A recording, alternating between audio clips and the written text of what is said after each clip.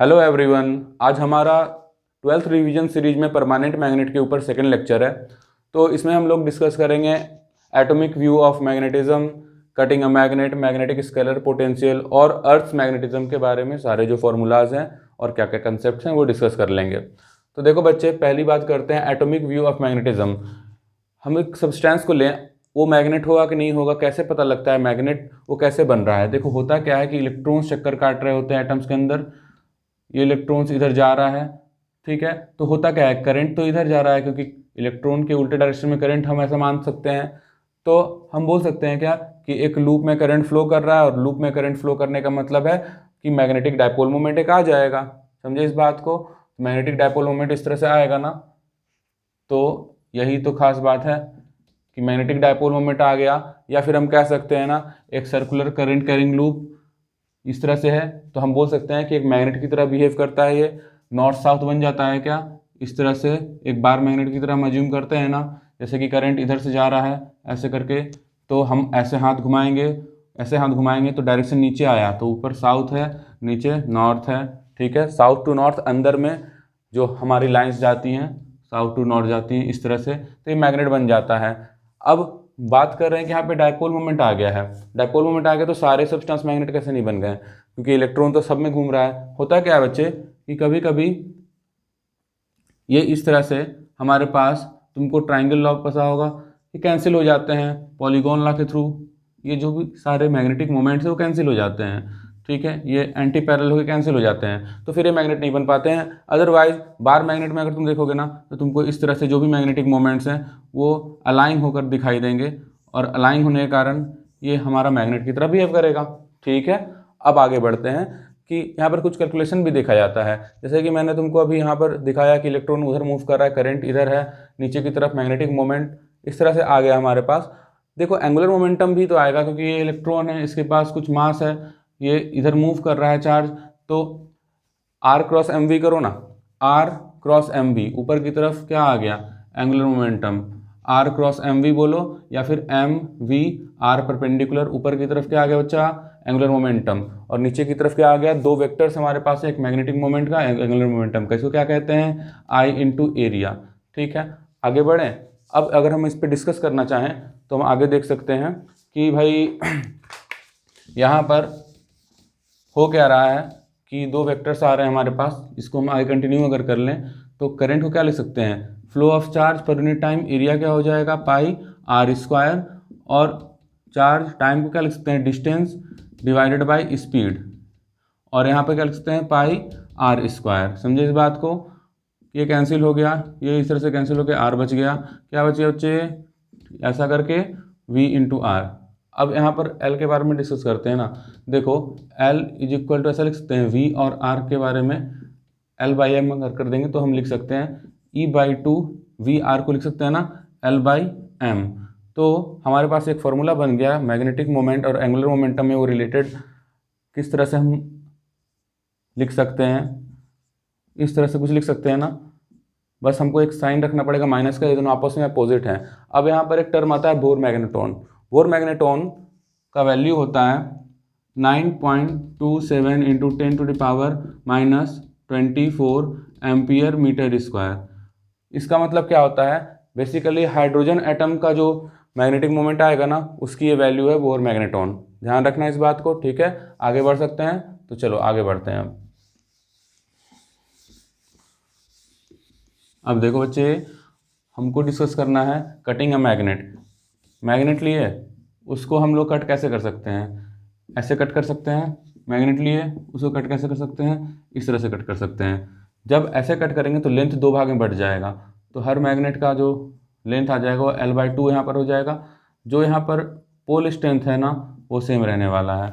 यहाँ पर क्या हो जाएगा, लेंथ तो सेम रह जाएगा, लेकिन पोल स्ट्रेंथ बाई टू हो जाएगा। मैग्नेटिक मोमेंट दोनों के केस में निकालोगे ना, तो मैग्नेटिक मोमेंट आधा हो चुका है। जैसे कि एक कोई हम पोल स्ट्रेंथ ले लेते हैं, उसमें डिस्टेंस से मल्टीप्लाई कर लिया, इसका यहाँ पर आ गया मैग्नेटिक मोमेंट, और यहाँ पर देखो तो इसका क्या आ जाएगा मैग्नेटिक मोमेंट, m/2 कर लिया इंटू एल कर लिया। बात तो बराबर है, पहले क्या था, पहले ये m था और यहाँ पे l था, तो पहले मैग्नेटिक मोमेंट था m इंटू एल, ये कैपिटल M है।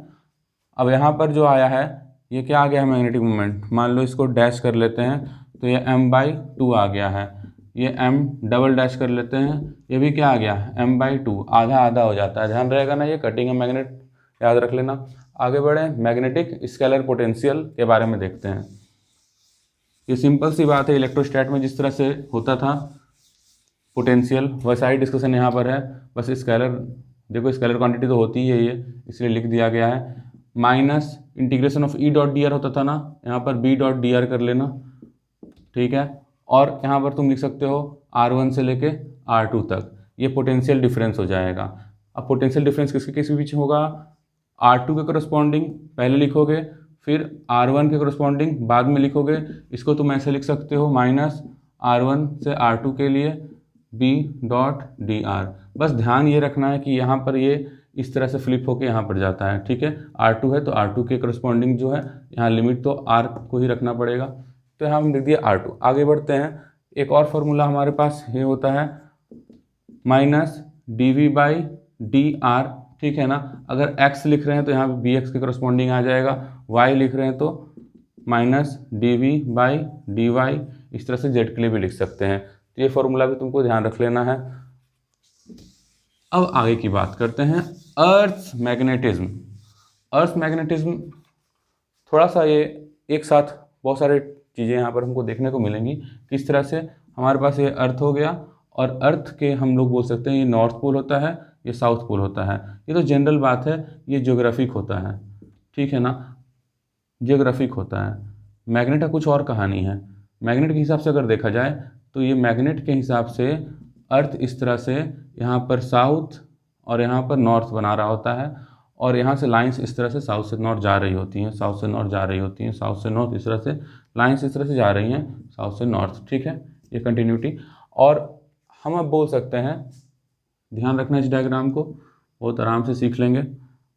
यहाँ से लाइन निकल रही है नीचे से नॉर्थ से, तो बोल सकते हैं ये मैग्नेटिक और ये भी मैग्नेटिक, ये मैग्नेटिक साउथ पोल हो गया। मैग्नेटिक साउथ जो है वो किधर है, ज्योग्राफिक नॉर्थ की तरफ है, ठीक है। और इन दोनों में जो एंगल होता है वो 11.5 डिग्री का होता है।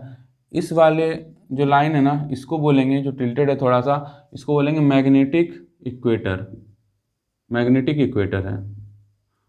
और उसी तरह से ये जो है, ये तो ज्योग्राफिक इक्वेटर हो गया ना, नॉर्मल ज्योग्राफिक इक्वेटर, ठीक है, ये हो गया ज्योग्राफिक के लिए इक्वेटर। आगे बढ़ें, देखो बच्चे, ये दोनों बातें हो गई। अब हम बात करते हैं मैग्नेटिक मेरिडियन की। मैग्नेटिक मेरिडियन एक प्लेन होता है, एच फॉर एग्जांपल तुम देख सकते हो, मान लो ये कोई प्लेन है, इससे हम इसको, जो हमारा ये मैग्नेट वाला एक्सिस था, इसको ऐसे कट करेंगे ना, तो ये हो जाएगा हमारा, ये प्लेन जो हो जाएगा मैग्नेटिक मेरिडियन हो गया। उसी तरह से ज्योग्राफिक मेरिडियन भी होता है। मान लो एक और प्लेन इस तरह से ले लें और इसको ऐसे कट करें ज्योग्राफिक, तो ये मैग्नेटिक मेरिडियन हो गया, ज्योग्राफिक मेरिडियन हो गया, ठीक है।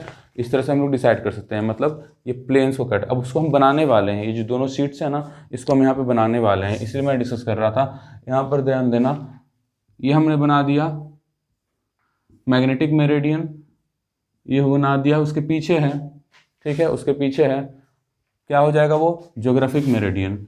ये ज्योग्राफिक मेरिडियन हो जाता है और ये मैग्नेटिक मेरिडियन हो जाता है। तो मैग्नेटिक मेरिडियन में सारी लाइंस जो होती हैं मैग्नेटिक फील्ड की इसी प्लेन में रहती हैं। तो हम ऐसा देख सकते हैं कि मान लो किसी भी पॉइंट पर मैग्नेटिक मेरिडियन में कुछ मैग्नेटिक फील्ड नेट इफेक्टिव ये आ रहा है, हम लोग यहाँ पर जैसे खड़े हैं, तो यहाँ पर जरूरी थोड़ी कि मैग्नेटिक फील्ड ऐसे जा रहा हो सकता है कि मैग्नेटिक फील्ड ऐसे करके जा रहा हो हमारे पास से, उसका हॉरिजॉन्टल और वर्टिकल कंपोनेंट है। तो यहाँ पे हम लिख सकते हैं, मान लो मैग्नेटिक फील्ड ऐसे जा रहा है, तो उसका ये क्या हो गया और ये क्या हो गया, एक वर्टिकल कंपोनेंट हो जाएगा, एक हॉरिजॉन्टल कंपोनेंट हो जाएगा। देखो बच्चे, ये क्या हो गया, इसको बोलते हैं BH है ये, और ये क्या है, मैग्नेटिक फील्ड का, जो अर्थ का मैग्नेटिक फील्ड उसका वर्टिकल कंपोनेंट है। ये जो एंगल होता है ना, इसको डेल बोलते हैं, और ऊपर का जो ज्योग्राफिक मेरिडियन और मैग्नेटिक मेरिडियन में जो एंगल बन रहा है उसको थीटा बोलते हैं, ठीक है। तो हम नाम बता देते हैं इसको। डेल का मतलब होता है, याद रखना, angle of inclination, angle of inclination बोलते हैं इसको, या फिर इसको हम लोग डिप बोलते हैं, डिप से बहुत फेमस है ये। और जो ये वाला है ना, इसको एंगल ऑफ डिक्लिनेशन बोलते हैं। थीटा क्या हो गया? Angle of declination. ठीक है, चलो ध्यान रख लेना इस बात को। अब देखो रिलेशंस कैसे डेवलप कर सकते हैं हम लोग, कुछ इस तरह से रिलेशन डेवलप कर सकते हैं कि tan थीटा बताओ, tan डेल बताओ। tan डेल क्या हो जाएगा? tan डेल डिप के रिस्पेक्ट में देखते हैं, बी वाई बी एच नहीं हो जाएगा, B V Y B H. जैसे कि ये हो गया, ये हो गया, ये हो गया, नीचे की तरफ बी वी है और ये क्या है? बी एच है। और ये हम डेल की बात कर रहे हैं तो हम क्या कर सकते हैं? tan del is equal to B V by vertical by horizontal कर सकते हैं। और हम अगर रिजल्टेंट की बात करें तो बी को लिख सकते हैं root under B V square plus Pythagoras लगा दो, वहीं वेक्टर एडिशन कर रहे हैं बेसिकली, बी एच स्क्वायर कर लेते हैं। ठीक है, ये ध्यान रहेगा। चलो आगे बढ़ें। देखो बच्चे, डेल की अगर वैल्यू देखी जाए तो पोल पर क्या होगा? पोल पर तुम अगर देखो, याद यहीं से रहेगा, पोल पर केवल हॉरिजॉन्टल कंपोनेंट है, वर्टिकल कंपोनेंट तो है ही नहीं। ठीक है, तो हम बोल सकते हैं इस वाले पॉइंट पर बी वी जो है वो जीरो है, वर्टिकल में लाइंस नहीं जा रही हैं। लेकिन यहाँ पर तो सारी लाइंस वर्टिकल ही जा रही हैं, यहाँ पर तो बी एच है ही नहीं, तो यहाँ पर लिख सकते हैं बी एच ही जीरो है। ध्यान रख लेना इस बात को। ठीक है ना। अब आगे बढ़ते हैं कि अर्थ मैग्नेटिज्म में हमने ये सब तो देख लिया, थोड़ा बेसिक। और भी दूसरी बातें होती हैं, कुछ मेजरमेंट्स होते हैं, कुछ अपैरेटस होते हैं, देखते हैं कैसे वो काम करते हैं। तो पहले डिप सर्कल के बारे में डिस्कस करेंगे। डिप निकालना है, कैसे निकालें? तो लिखते हैं डिप सर्कल। देखो डिप सर्कल नॉर्मल सा ऐसा कुछ एक अपैरेटस होता है, बहुत सीरियस बात नहीं है, जिसको इस तरह से वर्टिकल एक्सिस से यहाँ पर एक हॉरिजॉन्टल सर्कुलर स्केल बना दिया जाता है और यहाँ पर एक वर्टिकल इस तरह से स्केल हम रख देते हैं। यहाँ पर हम एक मैग्नेट लगा देते हैं जो कि घूम सकता है इस तरह से वर्टिकल प्लेन में। अब बच्चे पता है, इसको हम लोग मान लो 0 0, इसको 90 90 लिख लें, 90 90 इस तरह से मार्किंग कर लें। ये तो घूमने के लिए रेडी है। ठीक है, ये ऐसे से घूम सकता है। अब अगर इस प्लेन को, डिप सर्कल के प्लेन को मैग्नेटिक मेरिडियन में अगर रखेंगे तो पूरा अच्छा रिस्पांस आएगा। मैग्नेटिक मेरिडियन में रखेंगे तो कंप्लीट रिस्पांस आएगा और ये जो भी एंगल है हमको यहाँ से पता लग जाएगा कि डेल की वैल्यू कितनी है। जैसे यहाँ पे डेल की वैल्यू हमको पता लग सकती है, बहुत आराम से रीडिंग से हम पता लगा लेंगे। ठीक है, रीडिंग से हम क्या करेंगे? पता लगा लेंगे कि कितनी वैल्यू है। ये जो भी वैल्यू आएगी रीडिंग से हम पता लगा सकते हैं डेल की कितनी वैल्यू है। ठीक है, तो ये वाली बात ध्यान रखना, बहुत ही सिंपल है। एक और बात तो समझ लो यहाँ पर कि चलो ये मान लो मैग्नेटिक मेरिडियन में है, इसको जैसे ही हम 90 डिग्री टिल्ट कर देंगे ना बच्चे, तो ये जो सुई है ना, ये जो नीडल है, ये बिल्कुल वर्टिकल हो जाएगा। क्योंकि तुम बिल्कुल परपेंडिकुलर शिफ्ट कर दोगे तो हॉरिजॉन्टल कंपोनेंट नहीं बचेगा। ठीक है, ये लेक्चर का बात है। खैर, तो हम ऐसा समझ सकते हैं कि मान लो अभी ये जो हमारा बोर्ड है उसका प्लेन है मैग्नेटिक मेरिडियन का प्लेन, तो यहाँ से हॉरिजॉन्टल मैग्नेटिक फील्ड भी गुजर रही होगी और वर्टिकल मैग्नेटिक फील्ड भी गुजर रही होगी। लेकिन हमने क्या किया, अचानक से क्या कर दिया, ये जो हमारा डिप सर्कल था, मान लो ये हम पेज ले लेते हैं, तो ये हमारा डिप सर्कल का जो प्लेन था, ये जो प्लेन था डिप सर्कल, इसमें जो सर्कल ऐसा बना रखा था, तो इसको हम अचानक से ऐसे कर देंगे तो भाई अब जो नीडल है ना वो डिफ्लेक्ट नहीं होगा। अब तो ये वाला फील्ड कुछ काम नहीं ना कर पाएगा, ये जो ब्लू वाला है इसका तो कोई काम ही नहीं है, ये तो इधर धक्का देगा। लेकिन सुई तो इधर घूमना चाह रही है ना, सुई तो इधर घूमना चाह रही है, तो सुई तो अब केवल नीचे ही रह पाएगी, क्योंकि सुई को इधर और इधर करने वाला कोई बचा ही नहीं। समझे? क्योंकि फील्ड तो ऐसे आ रही है, ऐसे और ऐसे थोड़ी आ रही है। फिर तो ये एक लेक्चर का पार्ट है, थोड़ा सा बता दिया मैंने कि अगर इसको 90 डिग्री तुम टिल्ट कर दोगे तो वर्टिकल हो जाएगा, इतना सिर्फ तुम्हारा काम चल जाएगा। ठीक है, अब आगे बढ़ दो। तो ये देखते हैं डिप सर्कल का खेल खत्म हो गया। कुछ बातें और हैं जो हमको ध्यान रखनी है। डिप सर्कल में दो फार्मूला चलता है बच्चे। पहला फार्मूला चलता है कि मान लो हमने मैग्नेटिक मेरिडियन में इसको नहीं रखा, ये जो है इसको मैग्नेटिक मेरिडियन में नहीं रखा, थोड़ा सा वर्टिकल से घुमा हुआ था, थोड़ा सा शिफ्टेड था, अल्फा डिग्री एंगल पे था, तो मैग्नेटिक मेरिडियन में नहीं था ये, जबकि अल्फा डिग्री एंगल पे था। मान लो ये अल्फा डिग्री एंगल पे था, तो अगर अल्फा डिग्री एंगल पे है तो जो डिप आएगा वो नकली आएगा, वो गलत आएगा, एपरेंट डिप बोलेंगे। यहाँ पर रहता तो ज़रूर डेल आता, ठीक है आंसर, लेकिन यहाँ पर रहेगा तो डेल डैश आ जाएगा। इन तीनों में रिलेशन बहुत प्यारा सा है। टैन डेल की वैल्यू याद रखो, एक टैन का फॉर्मूला चलता है, टैन डेल की वैल्यू हो जाएगी टैन डेल डैश साथ में कॉस अल्फा। ठीक है, बहुत छोटा छोटा डेरिवेशन होता है इन सब का, तुमको भी फॉर्मूला याद करने से मतलब है। ये हो गया एपरेंट डेप्थ, डेल डैश क्या हो गया? एपरेंट डेप्थ हो गया। और डेल क्या हो गया, ये हो गया जो रियल या ट्रू डिप हो गया, और कॉस अल्फा क्या हो गया, इंक्लिनेशन हो गया। किसका किसका, इन दोनों, मतलब ये मेरिडियन से जो डिप सर्कल है वो डिप सर्कल का प्लेन कितना एंगल बना रहा है, ठीक है। तो थोड़ा कम वैल्यू देगा क्योंकि हम लोग रियल प्लेन से तो हट गए, तो उतना इफेक्ट नहीं क्रिएट कर पाता है, इतना से भी तुम्हारा काम चल जाएगा।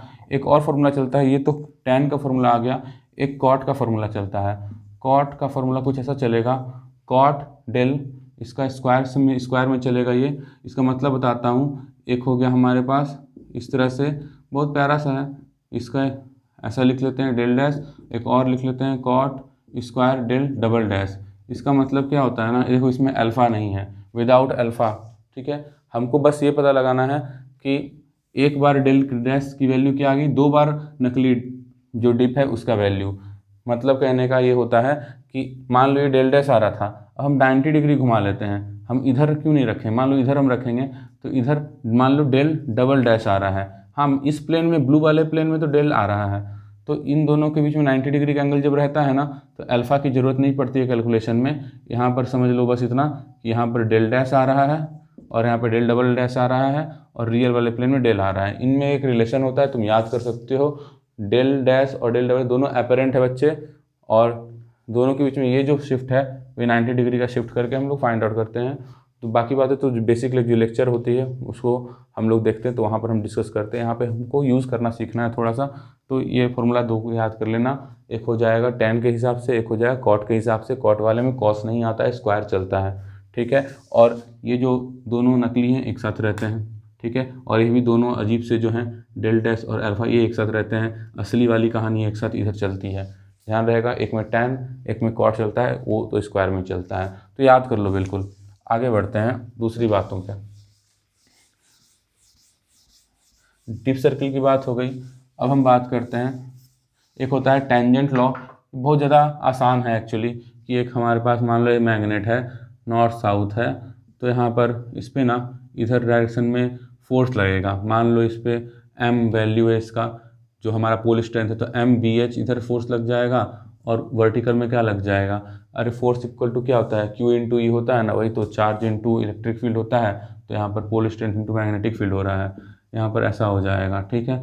और रियल में जो फील्ड आएगा वो इधर आएगा ना, तो हम बोल सकते हैं कि ये जो हो गया ये हमारे पास थीटा हो गया, और tan थीटा की जो वैल्यू होगी वो क्या हो जाएगी, BV/BH। सर ये तो वैसा ही डेल टाइप का है, हाँ वो मैं बोला था, ये बहुत सिंपल सी बात है, बस एक नाम दे दिया गया है, कोई खास बात नहीं है इसमें।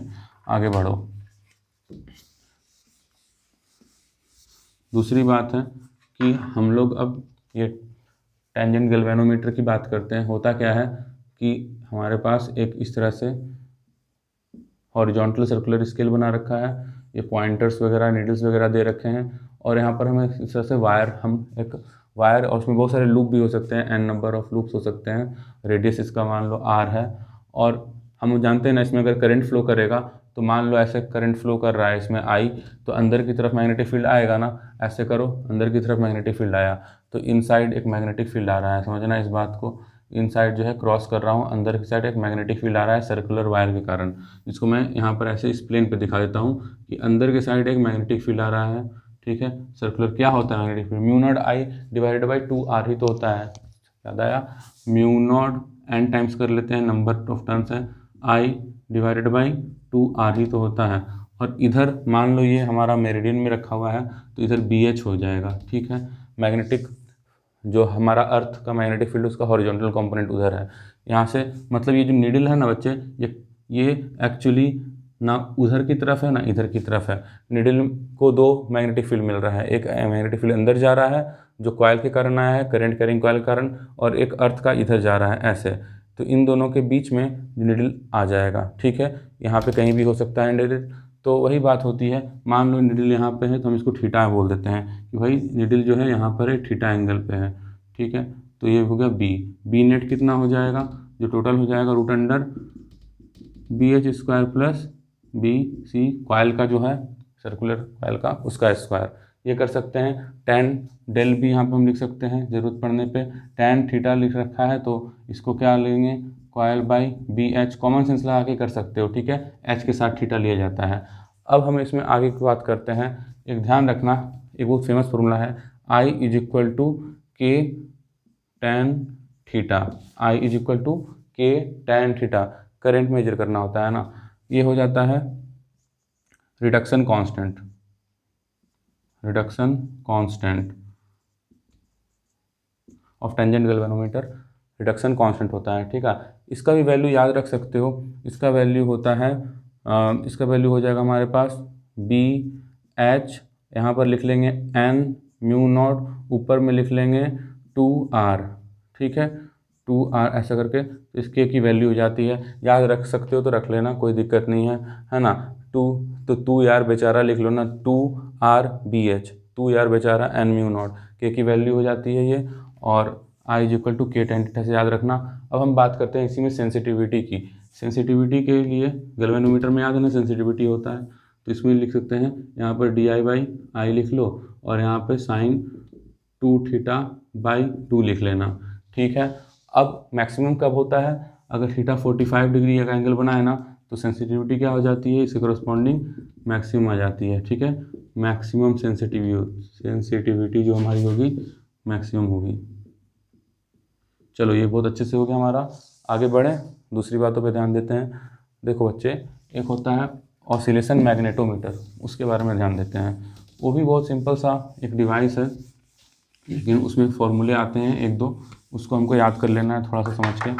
तो first of all oscillation magnetometer कुछ नहीं, इस तरह से एक डब्बे में इस तरह से हमने बार मैग्नेट को ऐसे हैंग किया, ठीक है।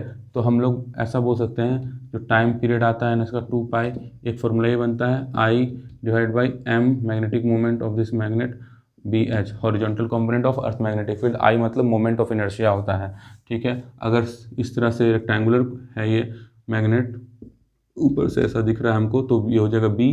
हम इसको मोमेंट ऑफ इनर्शिया जो निकालेंगे ना बच्चे, यहाँ पर मोमेंट ऑफ इनर्शिया आ जाएगा ma² plus b²/2, perpendicular axis theorem लगा दिया है, 12 हो गया, ma² प्लस mb² करके मोमेंट ऑफ इनर्शिया आ जाएगा। अब इसमें भी बात ये चलती है कि एक मैग्नेट के ऊपर दूसरा मैग्नेट रख दिया जाए। आगे बात करें, एक मैग्नेट के ऊपर क्या कर रहे हैं बच्चा, दूसरा मैग्नेट रख रहे हैं, ठीक है। 2 मैग्नेट अगर रख दिया जाए, एक मैग्नेट के ऊपर दूसरा मैग्नेट रख दिया जाए, और इधर नॉर्थ है तो इधर भी नॉर्थ है, तो जो मोमेंट ऑफ इनर्शिया होगा ना वो ऐड हो जाएगा।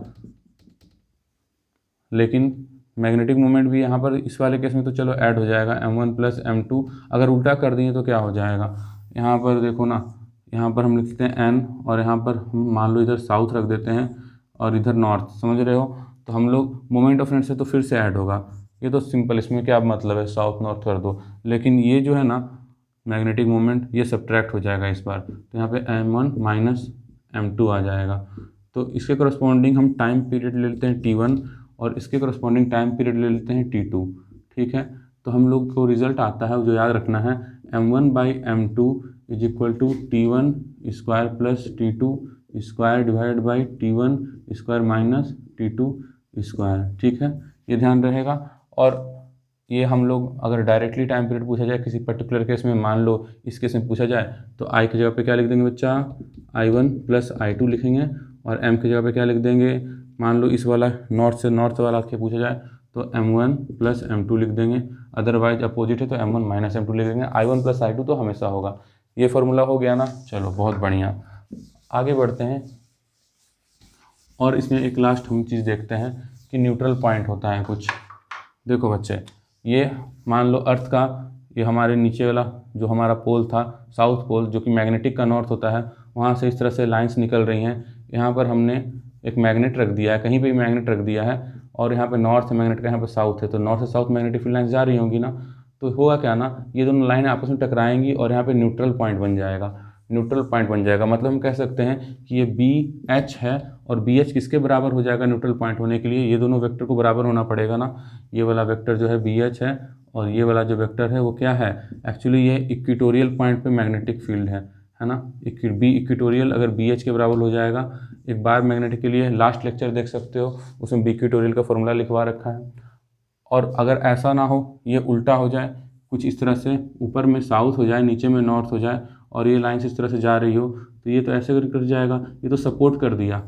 लेकिन यहाँ पर देखो ना, यहाँ पर लड़ाई हो गई, यहाँ पर न्यूट्रल पॉइंट बन जाएगा, तो यहाँ पे B एक्सियल, वी एक्सियल, है ना। एक हिंट के लिए बता रहा हूँ, क्या लिख दोगे, 2μ0/4π, याद आया कुछ, 2kp/r³ कर दो ना इलेक्ट्रोस्टैट में एक्सियल वाले पे, अगर अप्रोक्सीमेटेड वैल्यू है तो। बाकी तुम लास्ट लेक्चर में देख सकते हो, बी एक्सियल की वैल्यू हम अप्रोक्सीमेटेड वाला लिख के तुमको बता दिए कहना क्या चाह रहे थे। हाँ, इधर देखो ना, ये हॉरिजॉन्टल इधर से आ रहा था, हॉरिजॉन्टल, ये तो बी एक्सियल आ गया इधर से, और इधर से आ रहा था हॉरिजॉन्टल, ये आ रहा था बी एच। दोनों को बराबर कर दो, दोनों को बराबर कर दो, ठीक है, न्यूट्रल पॉइंट निकल जाएगा। चलो बच्चे, आई होप तुमको इससे बेनिफिट मिला होगा। अब हम लोग मिलते हैं नेक्स्ट लेक्चर में, कुछ आगे की प्रिपरेशंस के हिसाब से हम आगे बात करेंगे। बाय।